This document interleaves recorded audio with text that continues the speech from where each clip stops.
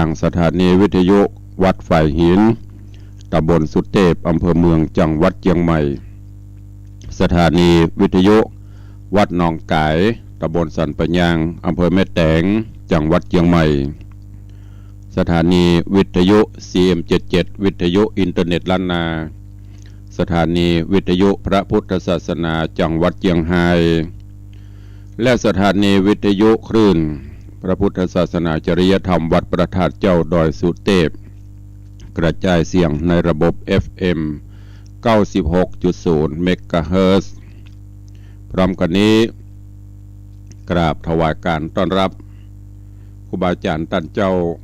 ตลอดจนเจริญปอนต้อนรับสาธุชนญาติโยมที่ได้เข้ามาติดตาม รับชมรับฟังต่างสถานีมรดกธรรมต่างเฟซบุ๊กไลฟ์สดของวัดวังสิงคำต่างเฟซบุ๊กไลฟ์ของวัดฝ่ายหินของ104ธรรมะคลายเครียดต่าง YouTube และที่ครูบาอาจารย์ญาติโยมได้กดแชร์ไปต่างเฟซบุ๊กของ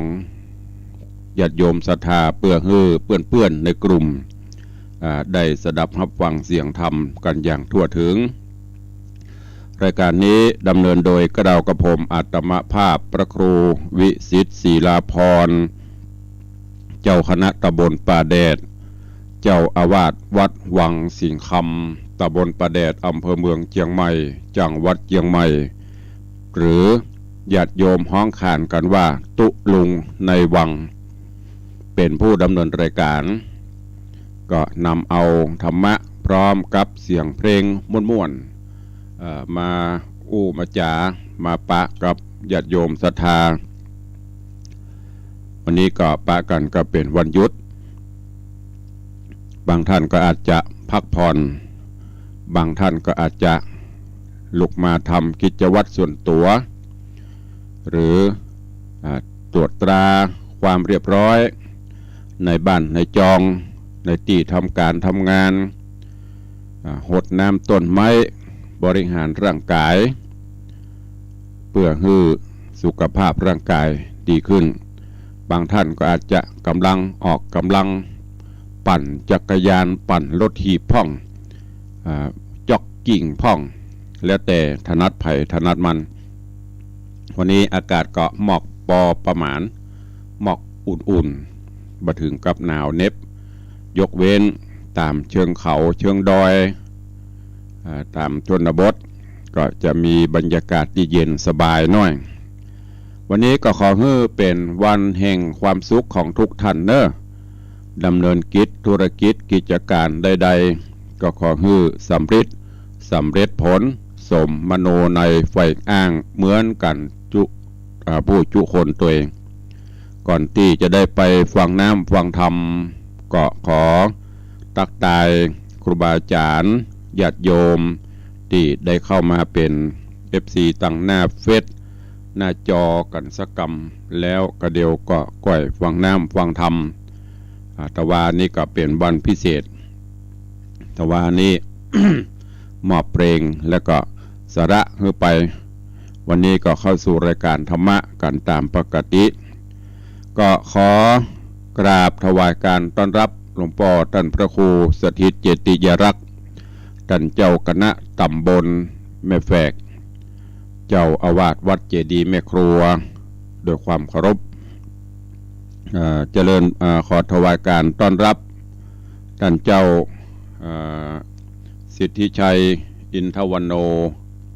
นี่ก็ได้ติดตามรายการมาโดยตลอดเนาะก็ขอถวายการต้อนรับท่านเจ้าตัวเองเจริญปอนโยมปัทมาแจมโรกราบนมัสการเจ้าตุป่อแม่เจ้านี่ฟังอยู่เชียงไฮ้ปุ่นรักแต่งนี่กะอยู่เชียงไฮ้เป็นกำลังใจให้เจ้าสาธุวันนั้นเปิ่นป่าแม่มาทำบุญที่วัดตัวเองโยมเฮอร์เบิร์ต โยมเฮอร์เบิร์ตว่าทำไมมีแต่ชื่อเธอปัทมาฉันทำไมไม่มีชื่อตะวาประกาศให้แล้วเนอะเฮอร์เบิร์ตแจมโร เจริญพรต้อนรับยายเพลินเพื่อนเกษตรกราบไหว้สาเจ้าสาธุสาธุแล้วก็กราบถวายการต้อนรับหลวงพ่อธรรมพระครูโกมุตสิทธิการท่านเจ้าอาวาสวัดโกมุตพุทธรังสีพุทธมณฑลกรุงเทพมหานครขอให้มีความสุขที่ได้ฟังธรรมในวันนี้กราบสาธุบารมีธรรมพระเดชพระคุณหลวงพ่อด้วยนะครับเนอะเจริญพรต้อนรับท่านนายกเจริญคำยามากราบไหว้สาเจ้าธรรมพระครูอากาศหนาวรักษาสุขภาพตัวเนอะเช่นกันเนอะท่านนายกก็เหมือนกันดูแลสุขภาพตัวเองเพราะว่าเป็นคนของสังคมออกการออกงานไปหลายที่หลายตังโดยเฉพาะก็คือป้องกันโรคระบาดเป็นห่วงหลวงพ่อธรรมพระครูสถิตเจติยลักษณ์ว่ากราบไหว้สาครับสาธุไหว้สาเช่นกันเนิ่มปอดคุณโยมลักษณะเกดีกราบไหว้สาเจ้าธรรมพระครูเจ้าเจริญพรคุณโยมอัมพลรัตตาโยมแม่จันดีวิสุทธินันท์กำลังติดตามรับชมรับฟังกันกราบไหว้สาเจ้าโยมปีจัญญาฟองซัก แล้วก็เจริญพรโยมปินันล่าปินันจรันปิยะจันทร์กราบสาธุตุลงสาธุเจริญพรเจริญพรปเลี้ยงสุรพงษ์บุญแห่เนอะวันนี้ตังจำตอง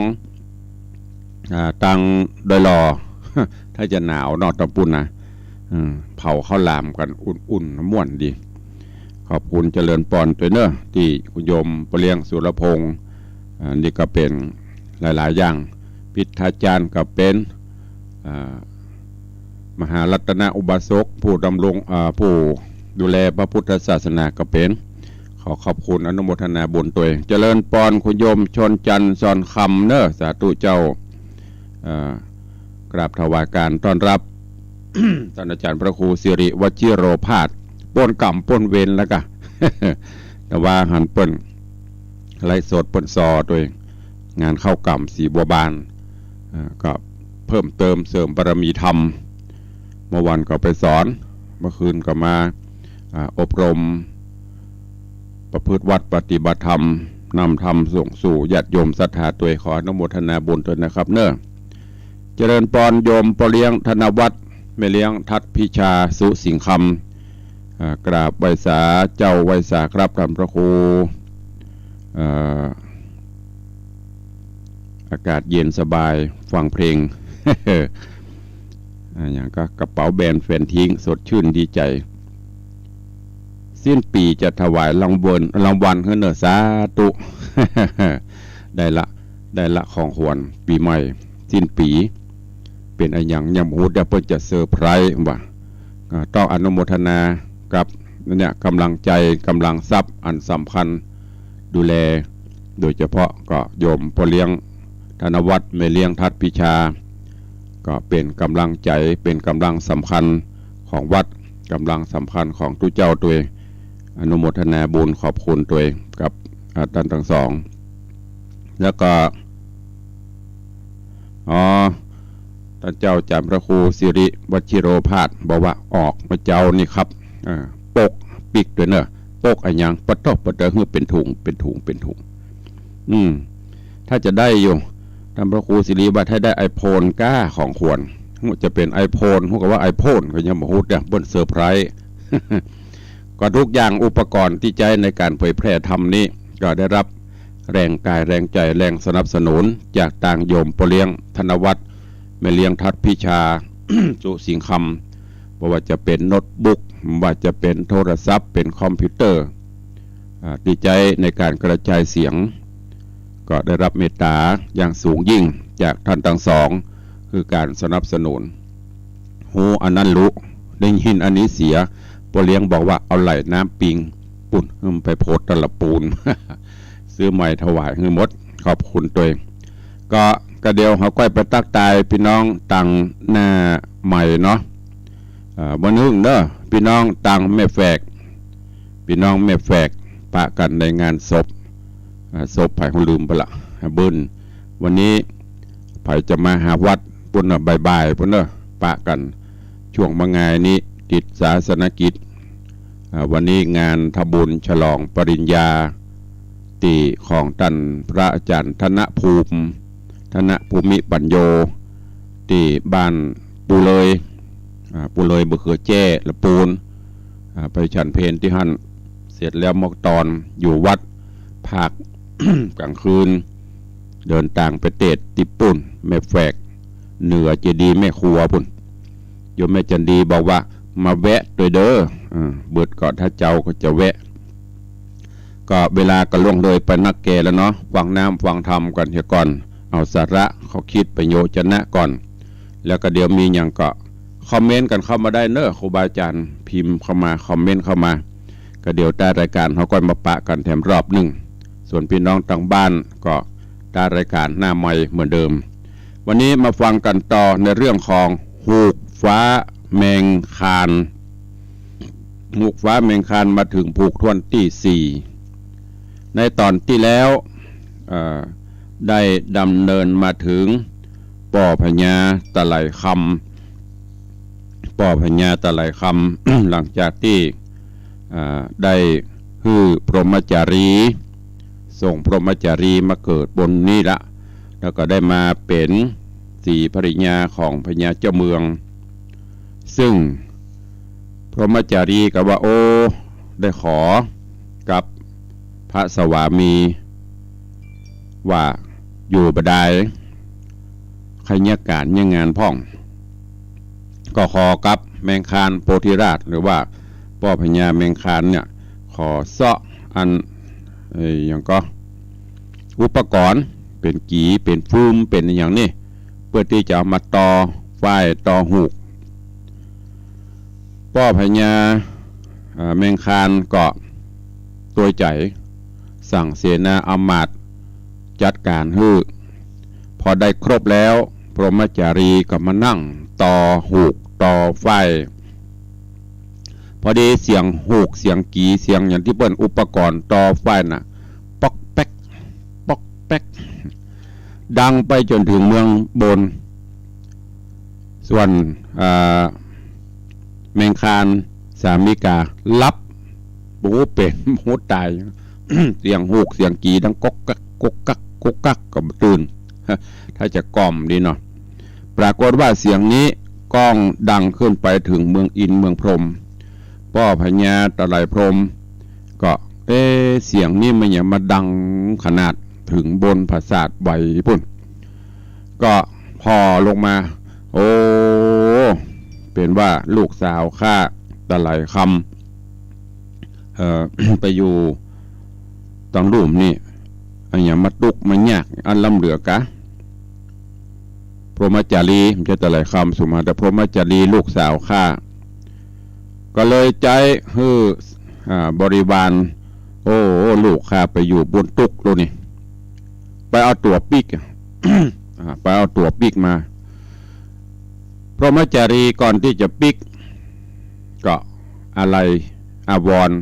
ยังหูกฟ้าแมงคานอยู่ ก็เลยเต็มลายสารคือจดหมายก้อมบอกฮือสามีฮือหูตัวแมงคานพอตื่นขึ้นมาปบบหันพรหมจารีเอาละเป็นปะเบิดโอ้ตะกี้ก็นั่งต่อหูกปั่นไฟนี่แล้วประเดี๋ยวนี้ไปที่ไหนอะพอไปมาไปหันจดหมายก้อมก็หูว่าโอ้เป็นจะอี้ลูกส่วนพรหมจารีพอขึ้นไปถึงเมืองตะไลพรหมก็ไปกราบป่อแล้วก็ถามว่าป่อนี่จะได้คือเขาไปเอาตัวลูกปีกมายี่จะได้ ตะไลพรหมก็บอกกับป่อหันลูกอย่ามาตุกไปอยู่เมืองมนุษย์มาต่อหูกต่อกี่ต่ออย่างน่ะกุกกักเสียงดังขึ้นมาเพียงเพ่ในตอนที่แล้วกำลังสอบถามกันนี่พรหมจารี ก็ได้เล่าไขจ้าเรื่องราวต่างๆคือป่อพญาตะไลพรหมได้หูได้ทราบวันนี้ก็มาฟังกันต่อว่าเรื่องราวของหูกฟ้าแมงคานจะเป็นจะไดเจิญทุกท่านได้ติดตามรับฟังกันณโอกาสบัดนี้ นะโม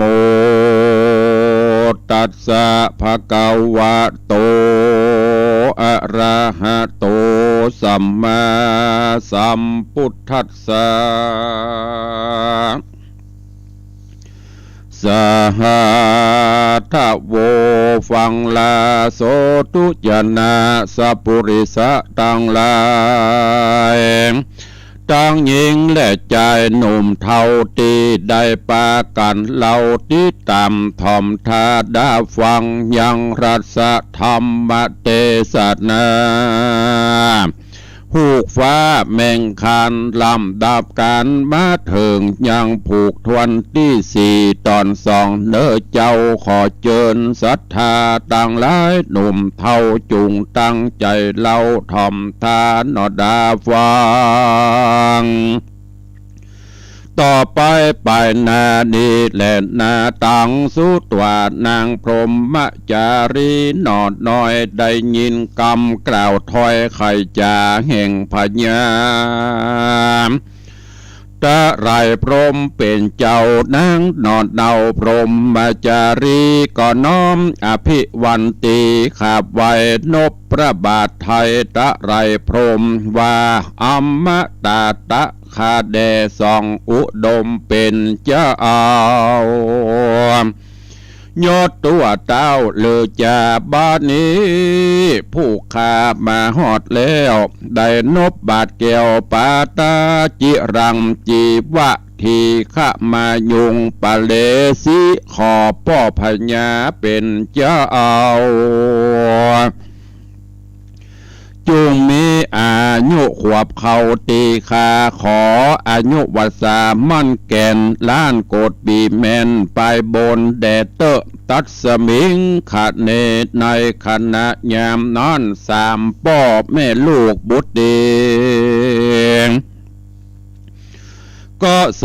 มนัสยินดีจื่นจอยสวมกอดลูกน้อยเจยจมด้วยความอภิรมย์ยิ่งโยดกล่าวถอยโอดไข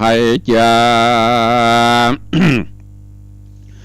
โดยปิญาข้าคอยอยู่กับลูกน้อยเตรียมกันสองมือก็พันเกี่ยวกอดสองแม่ลูกเกี่ยวสอดกันนอนโดยอาวรณ์บ่มีเฮน้อยก็มีแหละนาส่วนอันว่าเตวาบุตรเสนาหันความโศกาบอดแล้วจริงย่อมือกราบกราบเกี่ยวอำลาไว้พญาตะไรพรหมว่าข้าแด่ว่าเตวะข้าแด่พระองค์เป็นเจ้าข้ามอนไต่เต้าไปหาฮับนางกัญญาพรหมจารีมาแล้วขออำลากาดเกี้ยวไปก่อนทลาวะอัน ส่วนอันว่าพญาตะไรพรหมเจ้าฟ้าก็ไหวนาไขจาวาสาธุดีดีและตานเฮยกับเมวานอนแลงตามมาทางปางกาเสนโตสัทธาอาหาสัทธาอันว่าสัพปัญญูตนเป็นครูเอกอังนำสัตคำตาตั้งทรงสารจิ้งไข่อัฏฐานิตานไปหลังมาฮือแจงพระจิงแสงเตสนาเป็นคาถาบาลีโบทหลังมีไปแจงโสลาจะพุตโตนิทานติปะพุจติดังนี้ภิกขเวโดกราภิกขุตั้งหลายตนทะลงสินใส่บ่อสะเอานิทานนี้จากเล่าใครจะถึงอย่างเจ้านอนลาเมงคันอันนอนสำราญพองแผ่วบนที่นอนเจียวใส่ยา ยามเมื่อนางนอนลาพรหมจารีได้ลานีปัดพรากไปอยู่ห้องราชตะไรพรหมในกาละเมื่อเจ้าอุดมนอนหลับข้าคอยกันพระนอนน้อยแมงคานความสุขสำราญตื่นจื่นขึ้นมาแล้วพอบ่หันเมียแก้วพรหมจารีอันเป็นอากาเทวีแนบขังนอพระเจ้าจ้างยิ่งสังกาจิงลุกขึ้นมาเสาะหา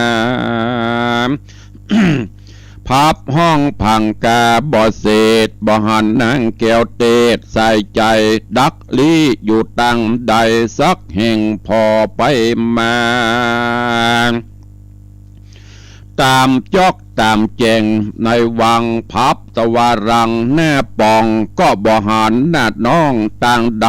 จริงลงจากห่อใจไปตั้งล่างก็บ่จวบแห้งนางงามนอนน้าเอา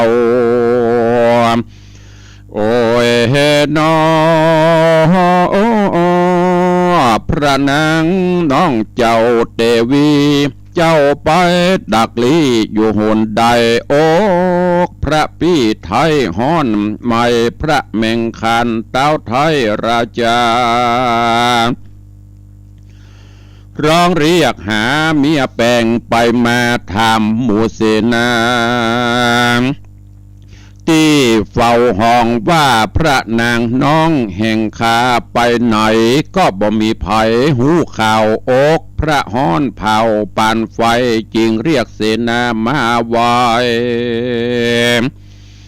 อย่าจะฮือได้รีบกว่ามาปันเสนากะพันมานบไว้พระบาทไทยลวดไข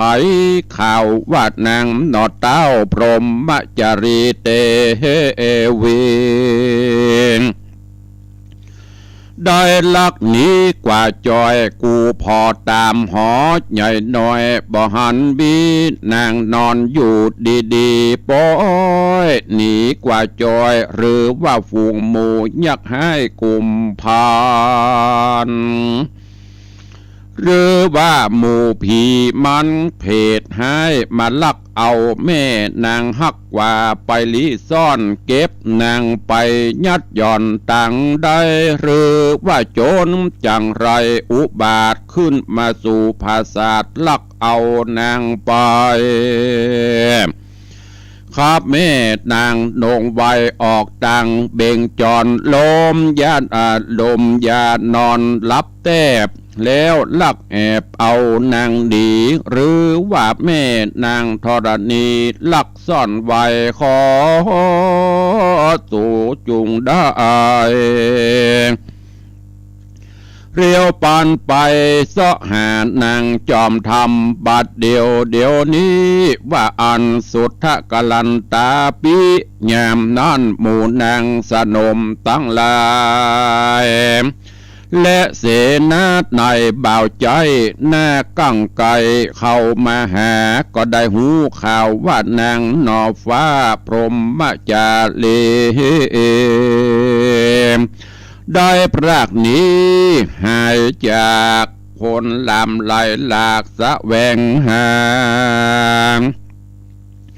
เสาะหาดนางกัญญาเจ้าฟ้าพับตัวลาเวียงวังพับภาษาดเล่าห่อใจตามเหือนในใหญ่น้อยพอตามปวงดอกซอยในวังบ่หันสรีคิงบางสักแห่งซ้ำไปตามแหล่งพังกาเตียวไปมาเข้าออกเข้าปิกปอกลายพอเข้าของอันใดก็มีกู้อย่างบาหานี้นางหนีละขว้างไว้ในห่อคำฝูงเศษแนะนำบ่อน้อยเอวเสาะหายอดซอยพรหมจารีล้างพ้องหนีจอมกว่าไปเสาะกลางป่าอุทยานล้างพ้องลงงมสวามในน้ำวังจักปะนางบุญกำเตวี ก็บ่หันมีสักแห่งนางเขาแอวดูตามแจงโบกรณีพาเปิ้นทอรณีฟ้าควบก็บ่ได้ปบจวบปะแม่นางเมืองยามนอนเสนาเรืองหาดหาวฟุ้งหมู่ดาวขึ้นขี่อาชารีบไปเสาะหานางปัญญาก็บ่หันแน่สักแห่งไปควายจุมแหล่งหัวเมืองเสียงคนนั้นเดืองสาสานกำอันนั้นรอดไปบานเสียทีคำอันเป็นบุญนำป้อเจ้าแห่งนางนอดเนาพรหมจารีก็มีวันนั้นแหละนาเศรษฐีโนอันว่าเศรษฐีตนเป็นป้อเจ้ากับตังนางนอนเนาเมียแปงสามได้ยินกำทะแหลงบอกข่าวหัวอกห้อนเผาไฟลนความตุกกังวลมีมากอาจไหลลูกเกลราดนานอมมีน้ำตาหยวปังลงอาบนาฮักลูกน้อยฮักลูกน้อยลาพรหมจารีว่านางนี้กว่าจอยกูป้อโศกซอยวับวิวดังโตกดอยหินเหี่ยวหาดจักดาไกลขาดหัวใจบ่จางจากำใดฟู่กล่าวยามนั่นอำมาเท่าปะลมควรว่าดูราจอมทำเศรษฐีเจ้าอันว่านางนอดเดาพรหมจารีถ้าลงฤทธิอนุภาพบุญเจ้ามากรักษาบ่หอนเป็นสั่งจาเตี้ยงเต้าขอส่องเศรษฐีเจ้าแป่งใจดีโอดขันตีเตี้ยงมันแล้วอธิษฐานเสียงตังบุญรำเปิงเถิงปาลมีกุลได้สร้างมาแต่งข้างไปลางขอจูงมารักษายังนางลูกเต่าเฮอได้เฮโปนจากเหล่าภัยมานเสนาหานมีบอดน้อยกับตังพระยอดซอยแมงคานบอดละ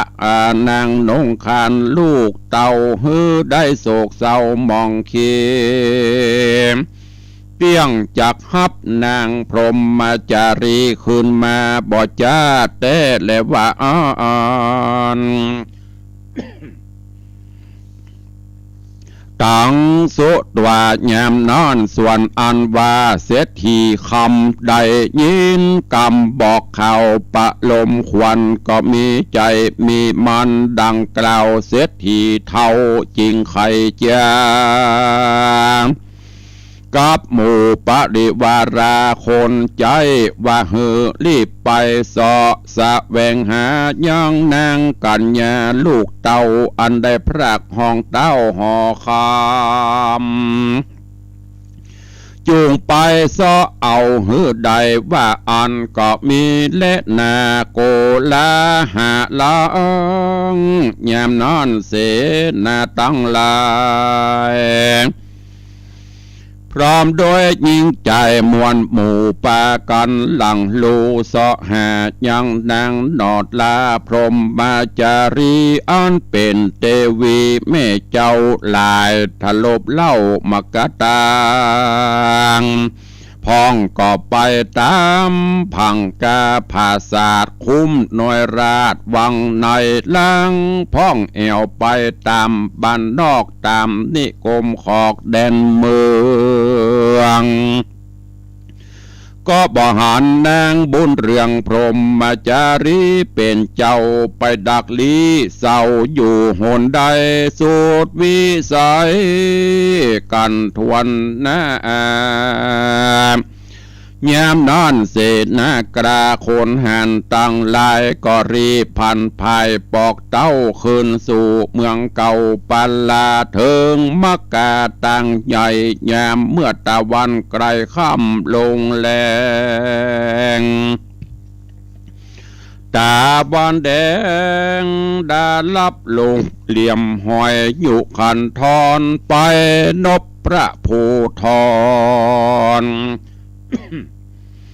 เมงคานเต้าราดได้หูจูประการก็มีวันนั้นและนามหาสัตโตส่วนอันว่ามหาสัตเจ้าแมงคันมีความตุกพันโศกเศร้าอะไรนางนอนเนาเมียแป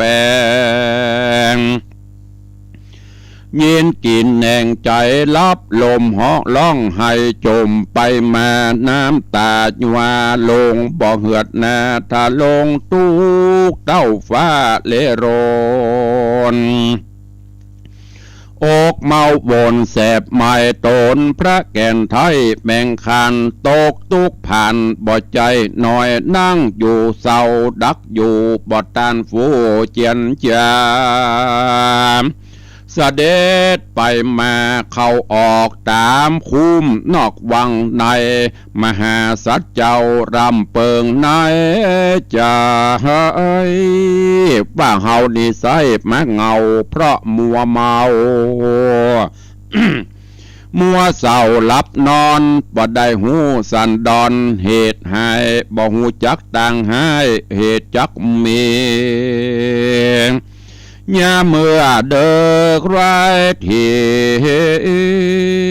ป่าไว้บ่หูจักต่างตายมานอนสบายลับลมยิ่งได้มานั่งโงมอะไร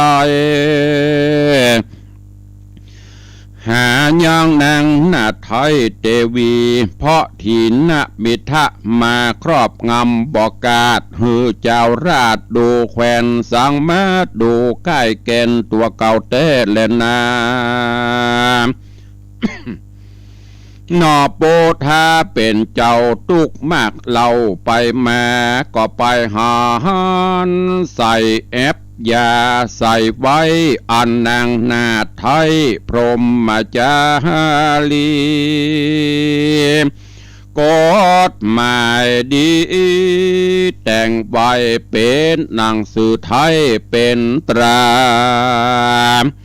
ยามนั้นพระมหาสัจเจ้าได้อ่านแล้วเล่าดีลีนางพรหมจารีเขียนไว้ว่าข้าแด่พระเงาไทยสามิกาข้าอ่านเป็นอักกะจัญญาแฝงกู้ขออำลาสลีบุญจูที่ใบตนพระปีไทยภูทรอันอยู่สะเวยนากรใหญ่กว้างข้าน้องนางจากพระคางไปอยู่โหนไกข้าแด่จอมใจเหยเป็นเจ้าข้าจักต้องเต้าไปสู่เมืองพรหมอันอยู่หนเหนือเมืองฝากฟ้าไกลโลกลามนุษย์สากันว่าปีพญาหากข้าคอยขอฮือองค์ยอดซอยสามีกาจูงรีบไกกาย่างยายไปฮับเอาขาน้องลาพรหมจารีนำเคินมาสู่ปุรีดังเก่าบัดนี้ข้าน้องเนาขอละนีแม่นจักเรียกปี้แก้วสันไดเรียกพระบัวไข่ปอหิวหอดพระเกี่ยวยอดมิ่งเกี่ยวรับลมแต่แล้วดังคอนไม่ตายอันอยู่กลางดงไพรปากวางโตโอนพระเจ้าจ้างบดตื่นจืนขึ้นมาข้าน้องลามาอยู่กับพี่ได้4 เดือนเป็นขนาดป้อยได้นิราชนิกลาย วิบากสันใดมาสะนองตอบคืนเคราะห์คืนไข้เคราะห์พรหมจารีขออภิวันดีน้อมใบอำลาพระเงาไทยไปบัดเดียวนี้จะเล่นนาว่าอันตัดสามิงขัดเนในขณะยามนอนอันว่าพระยังจอนแมงคานได้อ่านรายสารที่ท้อยแห่งนางนาดน้อยพรหมจารีว่าใดลานี้ไปสู่บนเมืองแก้วกูตะไรพรหมนางอุดมไขสารบ่อแก้วว่าฮือพระนอแก้วจอมหามนอกษัตรามีความโศกเศร้าหักนางนอดเนาเมียแปลงมากินแหน่งใจลับลึงกัดอกยึ่งในสวงนอพุทธองค์กึดหอดเถิงนางแก้วยอดเตวีมาลานีพระนาพระแก่นกล้าแมงคานก็มีใจหานเก่งกล้ามีใจว่าจักไปตามหาจริงเรียกเจ้ารามเสนาอันเป็นสหายมาแต่เก่าแล้วบอกเราตามมีถึงอันนางเตวีเป็นเจ้าได้พรากไต่เต่าไปสู่ในเมืองแก้วกูตะไลว่าเฮาจักจวนสหายเจ้าไปตามหานางนอนเนาเมียแปลงอันอยู่ในเมืองแทนตะไรพรหมจะขอเอานางคืนมาหือใดก็หันพระนอไทยแมงคานได้ไข่การฮือรามเสนาแล้วแย้มนอนรามสหายเกี่ยวก็อำลาไปไว้สาพ่อแม่เจ้าเอาว่าข้าแด่พ่อแม่เจ้าบัดนี้นาพระนั่งเกลาเหนือหัวจักเอาตัวแห่งคาไปกับเจ้าฟ้าองค์คำจักไปตำเอานางพรหมจารีเป็นเจ้าอันนี้ไปอยู่เมืองตะไรพรหมว่าอันแลนาตัดสะตังวัจจันนังสู้ตัวยามนั้นอันบาโตนพ่อแม่เจ้าได้ยินกำลูกเต่าขออำลาจริงใครจะดันถอยว่าดูรา ลูกน้อยพ่อเฮ้ยเฮานี่บ่เป็นเฮานี่เป็นเจือเผาไพร่น้อยจักไปตามพระยอดซอยบุญมีตนทะรงฤทธีแก่กราไปสู่จันฟ้าตะไรพรหมลางบ่สมเปิงกวนและลูกเจ้าและลูกเจ้าจริงขอห้ามลูกไว้ดีเลมส่วนอันว่ารามกุมารก็ซ้ำนบขาบการไหวขอครบทวน2 ตี 3 ตีว่าอ่อนตนพ่อแม่เจ้าบ่อาจห้ามไว้ได้จริงปล่อยหือลูกแก้วไทยกุมารว่ากันเจ้าแมงคานจักไปแต่เล่าก็ตามใจลูกเต่าแดดเตอะว่าอันก็มีวันนอนแลนะนิติตังขีญะสั่งวันนาวิเศษจาห้องเหตุธรรมเทศนาหูกฟ้าแมงคานผูกทวนสีก็บังโกมสมฤทธิ์เดช ก็จบปริปุณนังไปแถม1 ผูกในเรื่องของหูกฟ้าแมงคานได้นำมาเทศนาฮือท่านทั้งหลายได้สดับรับฟังกัน ในตอนนี้ก็มาถึงที่พรหมจารีหลังจากที่ป่อพญาตะไลพรหมได้ฮือหมู่บริวารนำปลาตัวปิกพอตื่นขึ้นพอควายมาหน่อยแมงคานโพธิสัตว์เจ้าตื่นขึ้นมาบ่หัน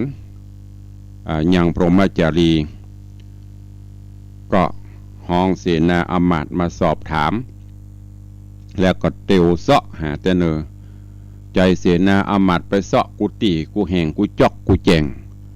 ก็บ่ปบบ่ปะนั่งไปนั่งมาไปพอใส่กล่องถ้าเป็นกำเมืองห้องแอป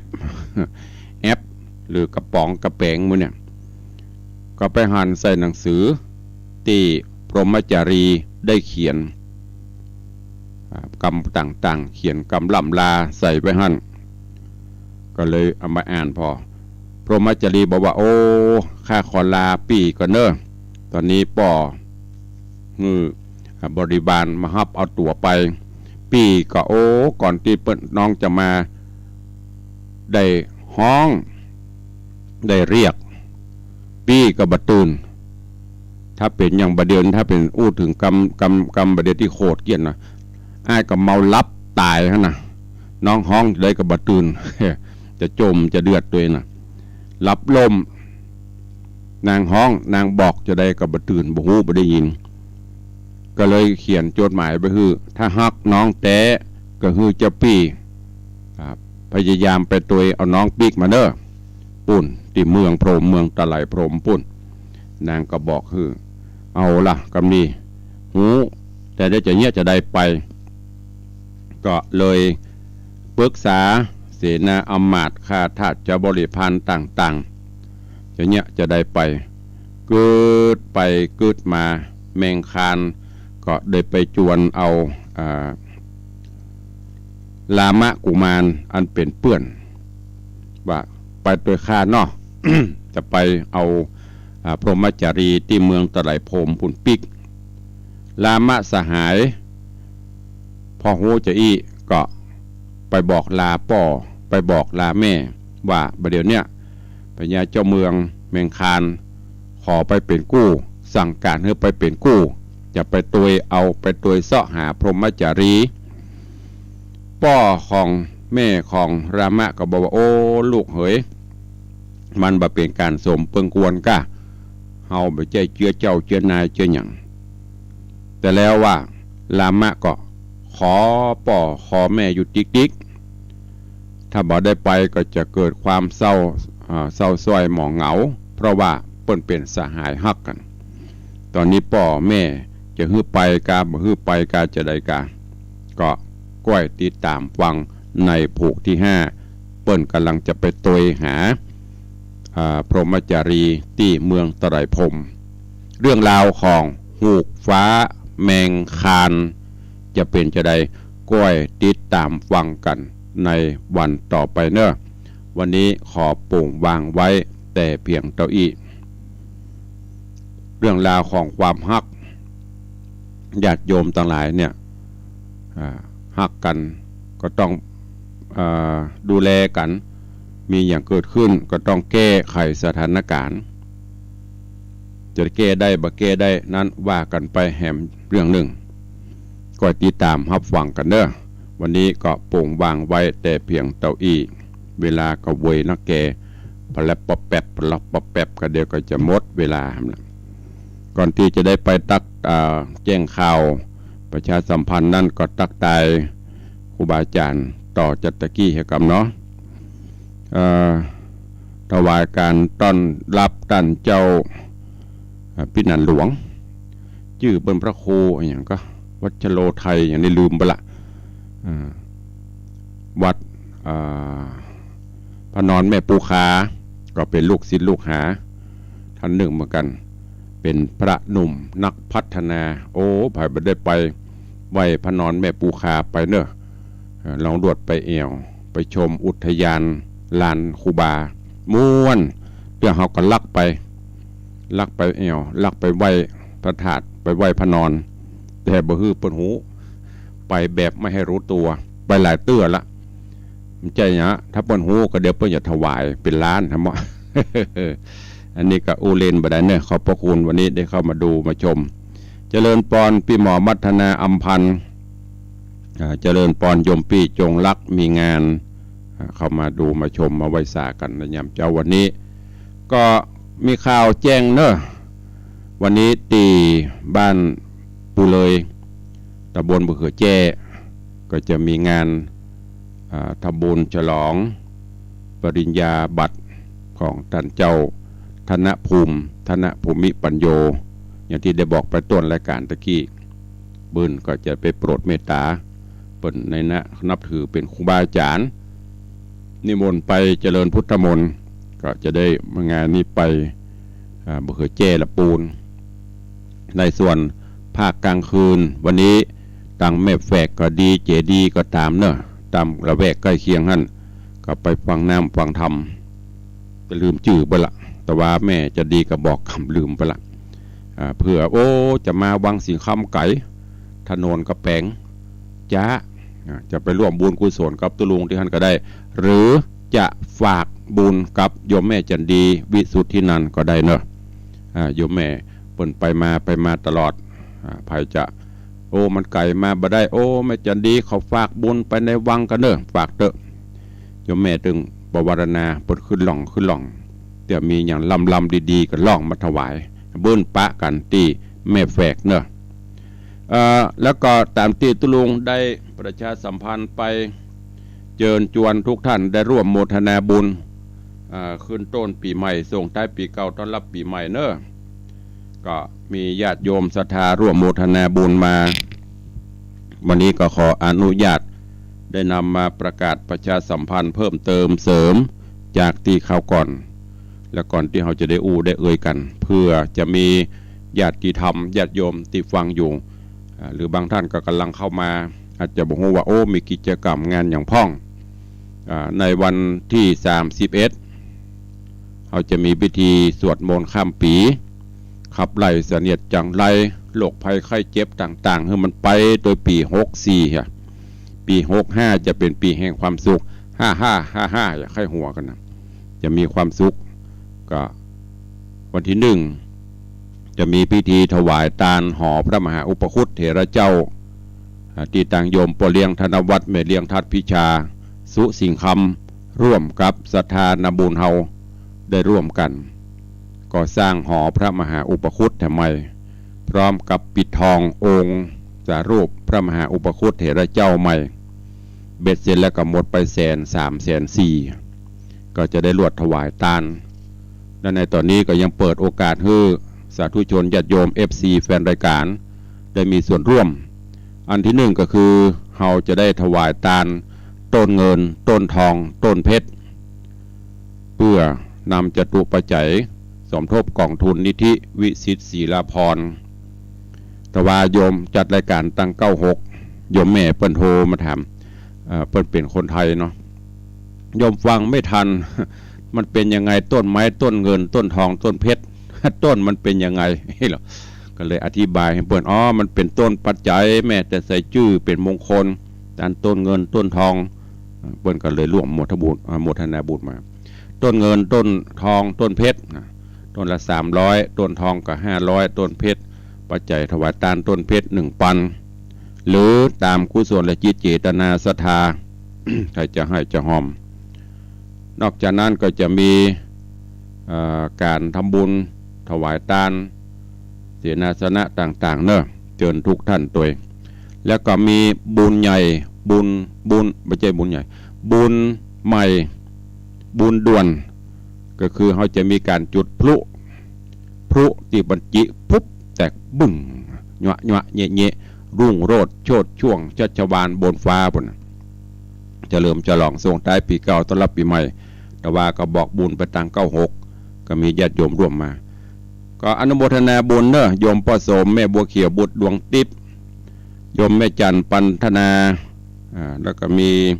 โยมสุรัตน์เสาคำหรือโยมตูวิเวกวรรณารามวันนั้นโยมบ้านวิเวกมาหลายโยมตูร่วมโมทนาบุญต้นทอง1 ต้น500 บาท โยมแม่อัมภัยวรายุ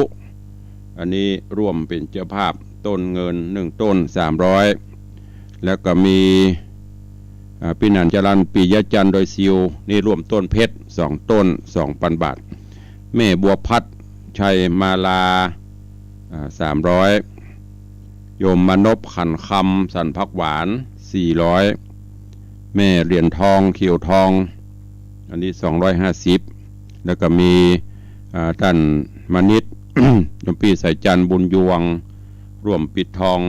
พระมหาอุปคุต500ร่วมทำบุญถวายทานต้นเพชร1ต้นเป็นเงิน 1,500 บาทแม่อวยมอนลอยสุดใจปุ๊กร่วมปิดทอง200ถวายทานต้นเงิน1ต้นรวมเป็น500 บาทแล้วก็มีพ่อเท่าพงแม่เท่าบัวเงินพี่ไอพรตรีบุญชัยพร้อมลูกหลานร่วมปิดทอง200แล้วก็ถวายทานต้นเงินต้นเพชร1ต้น 1,000 บาท โยมแม่ทองทิพย์วรรณภาวิเวกวรรณารามร่วมถวายทานต้นทอง1ต้นแล้วก็ถวายทานกาน้ำกับไฟกาหอมสถานีรวมเบ็ดเสร็จแล้วก็เป็นเงินอยู่900 บาท800 บาทเป็น900 บาทแม่โสมแก้วตุลร่วมโมทันอันนี้อยากอยู่เชียงรายบุญร่วมทำบุญ100 บาทแล้วก็มี แม่อุตุลคำเมืองสาคุณโยมเฮอร์เบิร์ตคุณโยมปัทมาแจมโรร่วมทำบุญกล่องทอง1กล่องแล้วก็สถานีแห่ง200ก็แม่นงนุชโยธาวังล้านนาซิตี้ร่วมทำบุญสถานี140ทำบุญพระป่าแห่ง500เป็น640ก็ขอบคุณอนุโมทนาบุญตัวเองโยมพ่อขาวแม่คำสุขชุ่มพระวงศ์เด้อแต่ว่าได้นำปัจจัยมาร่วมได้300 บาทแล้วก็มีโยมแม่แสงล่าแสนมนตรีโยมแม่แสงล่าแสนมนตรีบ้านห้วยทรายสุเทพร่วมทำบุญถวายทานต้นเพชร1ต้นปิดทอง500 บาทเป็นเงิน 1,500 บาทคุณโยมสุดายากุชิอันนี้ก็เป็นลูกของโยมแม่แสงล่าร่วมถวายทานกล่องทองต้นทอง1ต้น500 บาทแล้วก็มีโยมพิมพ์โยมพลอยบุญใหญ่โยมแม่แสงปนบุญใหญ่ร่วมถวายทานต้นเพชร1ต้น 1,000 บาทโยมป้อถาบรพิริยาจากบ้านนาแสงตะวันออกเนอะตำบลนาแสงอำเภอเกาะคาจังหวัดลำปางร่วมถวายทานต้นทอง1ต้น500 บาทบำรุงสถานี100หอมกันทำ100โยมป้อส่วนแม่ศรีนวลธรรมจักรอันนี้ก็บ้านนาแสงตะวันออกเหมือนกันหอมพระป่าต้นหอมพระป่าคุณต้นปีใหม่100สถานี50 บาทแล้วก็กันเทศ50 บาทโยมแม่พองศรีชัยบุตรนาแสงตะวันออกร่วมทำบุญสถานี50 บาททำบุญพระป่า50 บาทเนอะขอบคุณอนุโมทนาบุญตัวทุกท่านตัวของภายตกหล่นก็แจ้งเข้ามาตัวเนอะอันนี้เป็นรายนามผู้ร่วมบริจาค ส่วนท่านที่รับเป็นเจ้าภาพพลุตะวาในตัง96แกนละ100 บาทความจริงมันแกน150แต่เฉลี่ยกันช่วยกันแกนละ100มีแม่บัวพัดชัยมาลาน้ำดิบปะซาง1แกนโยมแม่ปิยธิดาตรียาพรบ้านพิมุกตะวาเปิ้นร่วมเป็นเจ้าภาพพลุ5แกนแล้วก็ถวายทานต้นทองแห่ง1ต้นเป็น 1,000 บาทเนอะใครจะปูจาพลุก็ดีใครจะร่วมทำบุญต้นเงินต้นทองต้นเพชรก็ตามจิตเจตนาศรัทธาเนอะเอาละเวลาเหลือแถมน้อยเดียวจะได้ตักได้ตายญาติโยมทั้งหลายทั้งบ้านทั้งจองเนอะใครจะร่วมโมทนาบุญใครจะแจ้งอันอย่างเข้ามาได้เหลือเวลาแถม5 นาที6 นาทีสุดท้าย0817836540 เจริญปอนปเลี้ยงธนวัฒน์สุสิงห์คำ ไปจากครูบาท่านเจ้าทุกตนทุกองค์เลยเอฟซีเอาโดยอุ้ยมอนจันครับ ฟังอยู่เนาะไปจากท่านพระบัวเนอะดีใจได้ฟังน้ำรำคำสอนนะเจ้านี้ สาธุ ครับปุ๊เลยเนอะ เรื่องเอากี่แกน ครับปุ๊พุทธธรรมพระสงฆ์108 อ่ะ 108 แกน คุณพ่อคุณแม่คุณพ่อคุณแม่ตัวเองสวายมื่นแน่ โอ้ข้อจิสนันบ้านสนันเมืองกันเนาะโตเทพยาพญาอินทร์สนันตื้อๆนะ ไว้สาธุอนุโมทนาเนอสาธุบ้านเป็นนั้นเมือง โตพญาอินทร์เต้นหยับเงียบไปเลยเนาะสาธุอนุโมทนา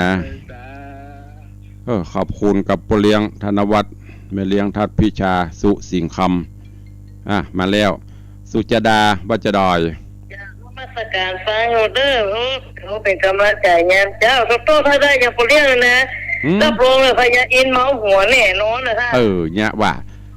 แล้วพญาอินเนี่ยอันเมาหัวแน่นอนเทพุทธเทวดามันเป็นไผ่มาอันจี้อย่างอีเนาะเขาพ่อกับน้องอีโอ้มันขอหวยรางวัลที่1ได้เนาะเจ้าสาธุผมมันถูกหวยวันที่1โทรมาติดกำลังใจให้ท่านเลยฮะสาธุสุขภาพตัวนะเจ้าขอบคุณผอ104ตัวนะคะสวัสดีค่ะโทรติดกำลังใจยามเช้าสาธุอนุโมทนาขอบคุณกับโยมปเลี้ยงโยมไปเลี้ยงโอ้ปเลี้ยงไม่เลี้ยงหับพรุจิสนันบันเบื้องเนาะแต่เดียวโอ้เปิ้นยิ่งหยั่งกันปล่ำปเรือเนี่ยส่องลงมาโอ้เป็นว่าเปิ้นอันฉลองลูกปีใหม่เอาโจกเอาใจให้เขากำมาแถมอายุแหมคน100 ปีเดี๋ยวเอาหวยถูกหวยในวันที่1ทำนับปดตัวม่วนเนอะกับนี่อ้าวจันคำว่าจะได้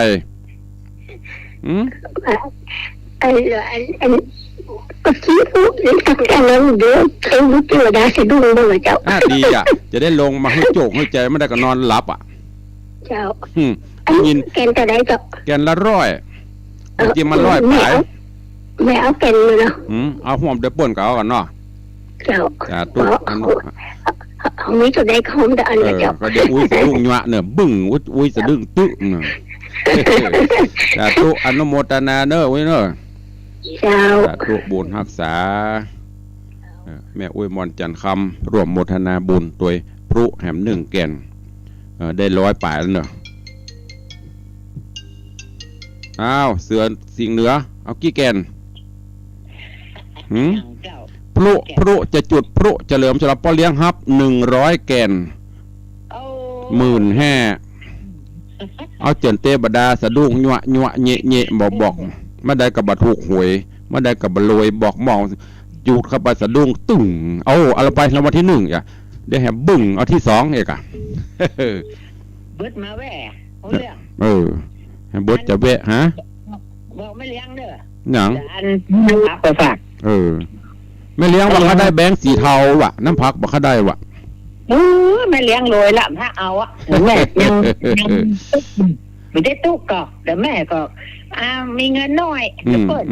เลยเปิดเศรษฐีสาธุอนุโมทนาเด้อเจ้าอนุโมทนาบุญสาธุเป็นขันเจ้าเอาสิงใต้เสือใต้บ่ได้ฮัลโหลได้ยินแล้วฮัลโหลว่ามาเข้าใจเวลาจะหมดแล้วมาไม่ได้ก็ใกล้จะหมดเวลานั่นน่ะเจ้ามันปิดอ่ะก็บ้านแล้วเอาบ้านเลยปิดเพื่อเลี้ยงก็โทรก่อนจ้ะเอาว่าเอาพูกกับหอมไปทองพระอุปคุต500 2 อย่าง500 2 แก่น2 อย่าง2 อย่างตึงพระอุปคุต32เนาะคือพูด3ไปทอง2เนาะโอเคสาธุอนุโมทนาโยมแม่จันดีโยมแม่จันดีแห่งบุตรจะหูผลโยมแม่ประณีห่วมทำบุญพรุ3 แก่นปิดทอง200แม่อุ้ยมอนจันคำแสงบุญ1 แก่นป เลี้ยงธนวัฒน์แม่เลี้ยงทัดพิชาสุสิงคำร่วมทำบุญจุดพลุทั้งหมดทั้งมวลเป็นเงิน 15,000 บาทก็ประมาณ100 แก่นวัดโตบอกมันบัดโดนหวยคำนี้จะโดนกระดานนาโปเลียงเนาะ อันแล้วนอกเวลาหมดเวลาก็นำรายการจากทุกท่านกับลาครูบาอาจารย์ก็เด้อตั้ง Facebook เฟซไลฟ์ตั้งบ้านตั้งจองตั้งสถานีวันพุธปะกันใหม่เนาะขอบคุณทุกท่านครูบาอาจารย์จุตนจุองค์ตัวก็ขอความสุขสวัสดีจุงบังเกิดมีกับทุกท่านเด้อจัตตารโอธรรมาวัตตันติอายุวันโนสุขังปะลัง